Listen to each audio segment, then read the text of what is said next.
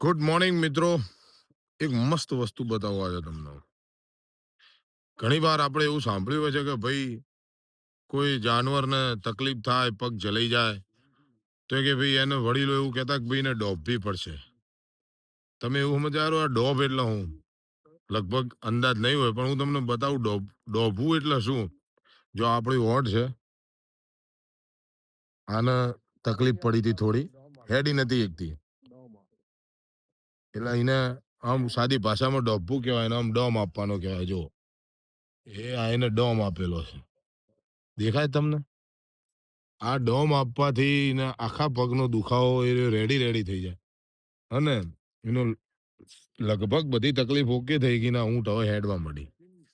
લોકો એવું વિચારતા હોય છે કે હારું એને તકલીફ, પણ આ પેલું સાદી ભાષાના હાર્ડવેર કહીએ ને એવી પ્રાકૃતિક, આ ખરેખર એવી જોરદાર વસ્તુ હોય છે કે જેને ખબર પડતી હોય એ જ ડોપી શકે પાછો.